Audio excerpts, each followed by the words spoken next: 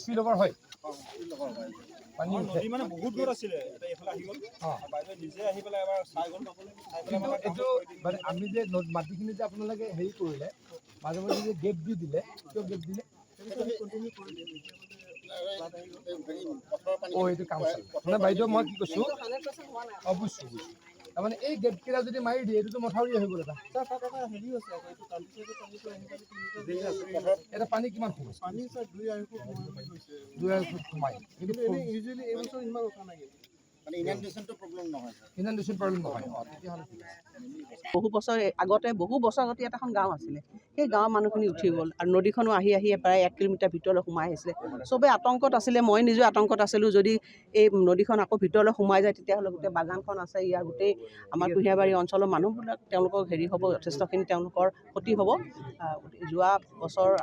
তেখেতে চেংচনটো দিলে আজি কামখিনি সুন্দৰকৈ হৈছে আৰু কিছু আমাক কাম কৰিবলৈ কৈছে মই আশা কৰিছোঁ যে ৰাইজে ইমান দিনে ভুগি থকা এটা বৃহৎ যি সমস্যা সেই সমস্যাটো মানে সৰ্বকালৰ কাৰণে শেষ হ'ব কিমান টকাৰ প্ৰজেক্ট আছিলে বাইদেউ প্ৰায় এইটো 4.5 কোটি টকাৰ প্ৰজেক্ট আছিলে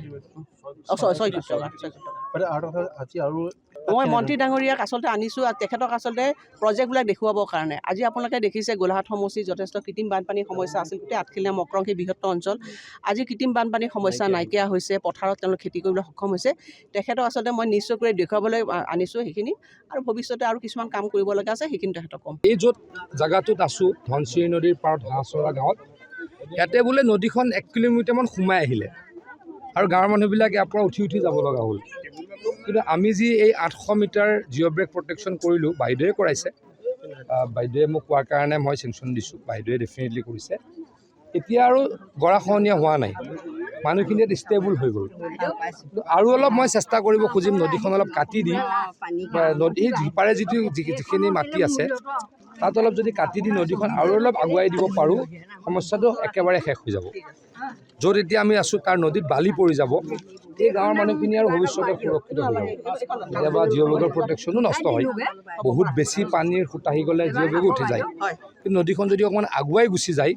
তেতিয়া এই বৰ্তমান য'ত নদীখন আছে তাত বালি পৰি যাব এই গাঁওখন ভালকৈ সুৰক্ষিত হ'ব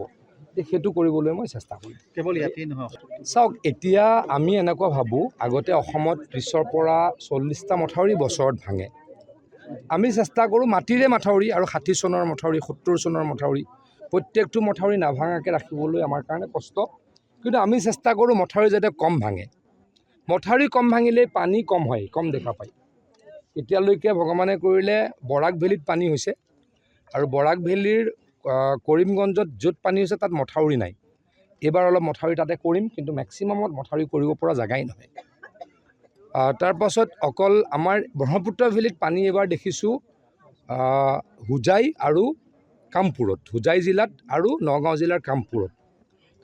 7 কিলোমিটাৰ মথাউৰি লাগে সেইটো আমি ইতিমধ্যে কামেই আৰম্ভ কৰি দিছোঁ আৰু হোজাইত 14 কিলোমিটাৰ মথাউৰি লাগে আমি চেংচন ইন প্ৰিন্সিপল চেংচন দিয়ে দিছোঁ গতিকে লাহে লাহে পানী নেদেখা